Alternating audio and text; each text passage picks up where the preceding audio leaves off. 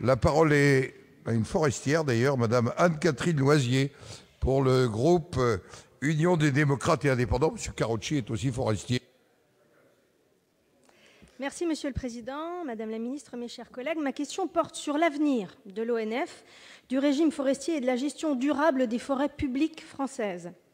En août dernier, l'État, unilatéralement, a remis en cause le contrat d'objectifs et de performance 2012-2016 convenu avec l'ONF et les communes forestières. Il manque 50 millions d'euros pour redresser les comptes de l'ONF. Bercy envisage donc un financement supplémentaire des communes en proposant de porter la participation de 2 euros par hectare instituée en 2012 à 14 euros et d'augmenter les frais de garderie de 12 à 18%. Face aux protestations des élus des communes forestières, le gouvernement recule et renvoie à une renégociation. Aujourd'hui, ces discussions sont dans l'impasse. Le gouvernement semble ne pas avoir renoncé à faire payer davantage les communes et choisit même de placer un intérimaire à la tête de l'ONF pour gérer au mieux la négociation en cours. Il n'est pire sourd que celui qui ne veut pas entendre, titrait le président de la Fédération nationale des communes forestières dans son dernier édito pour témoigner de son dépit, madame. Car trop, c'est trop. Dans un contexte de baisse des dotations, les communes forestières n'en peuvent plus. Elles ont déjà fait des efforts financiers considérables en 2012. Aujourd'hui, elles sont prêtes à redéfinir le cadre du régime forestier, à envisager de nouvelles méthodes de gestion plus économes. Mais c'est à l'ONF de maîtriser ses dépenses de fonctionnement. Une économie réaliste de 2% suffirait. Pour cela, il est urgent de mettre en pratique les préconisations de la Cour des comptes, appliquer une véritable comptabilité analytique de toutes les dépenses, et pas seulement de celles des communes, revoir la gestion des ressources humaines, 475 équivalents temps plein supprimés entre 2009 et 2011, et pourtant une masse salariale qui explose de 10 millions d'euros. Recentrer les investissements des filiales concurrentielles sur les seules opérations rentables, un critère de bon sens. Si l'on cherche encore, Madame la Ministre, à imposer des charges supplémentaires et injustes aux communes forestières, elles ne signeront pas ce contrat et elles chercheront à se désengager de ce régime forestier. À la veille de la COP 21, il serait dommage d'en arriver à une telle extrémité.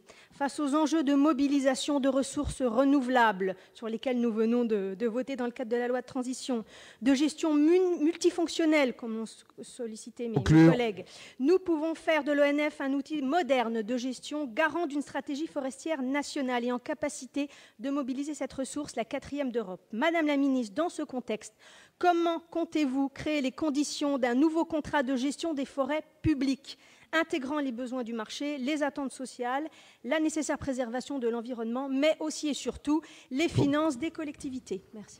Merci. Pour vous répondre, la parole est à Madame la Ministre. Merci, Monsieur le Président, Mesdames et Messieurs les sénateurs, Madame la sénatrice Loisier. Avant toute chose, je tiens à réaffirmer l'attachement du gouvernement au régime forestier fondé sur la gestion des forêts et des collectivités par l'Office national des forêts. Si les forêts publiques ne représentent qu'un quart de la surface boisée métropolitaine, l'ONF commercialise 40% du volume des bois. C'est en cela un acteur clé de la filière forêt-bois. En 2013, le coût net de la gestion des forêts des collectivités s'est élevé à 175 millions d'euros. Les collectivités ont contribué à hauteur de 15% au financement de ce coût au travers des frais de garderie sur la base des recettes tirées de leurs forêts et une contribution forfaitaire à l'hectare de forêt gérée 2 euros par hectare. En 2014, l'État a augmenté de 20 millions d'euros le versement compensateur pour le porter à 140 millions d'euros. Dans le cadre du triennal 2015-2017, l'objectif de réduction des déficits publics avait conduit le gouvernement à augmenter progressivement la contribution des communes forestières pour atteindre 50 millions d'euros en 2017. La forte opposition des communes forestières a conduit à anticiper la révision du contrat d'objectifs et de performance de l'établissement qui devait prendre fin en 2016. Il faut noter que dès sa première application, 2012, les hypothèses sous-jacentes à ce COP se sont révélées très ambitieuses, voire peu réalistes. L'État a d'ailleurs contribué à hauteur de 100 millions d'euros au-delà de ce qui était prévu dans le COP. En 2015, l'ONF intégrera la baisse de 20 millions d'euros prévue. Le niveau des ventes de bois de 2014 et des économies de gestion y pourvoiront. Je me permets quand même de rappeler les efforts qui ont été faits ces dernières années par l'ONF et ils ont participé fortement à la réduction des dépenses publiques. Enfin, les travaux sont d'ores et déjà engagés entre les signataires du COP pour préciser les objectifs et les moyens qui seront assignés à l'établissement pour la période 2016-2020 et nous continuons à travailler, bien entendu, en concertation avec les communes forestières pour avoir un dispositif adaptée et soutenable. Merci Madame la Ministre. Ma chère collègue, pour 30 secondes. J'ai bien entendu vos propos encourageants et j'espère vraiment que nous arriverons à trouver un mode d'organisation qui satisfera l'ensemble des parties, parce que les uns comme les autres, les communes forestières comme l'État, nous sommes effectivement attachés à ce régime forestier. Il faut vraiment que chacun et que nos gouvernements prennent conscience que la forêt française est exceptionnelle.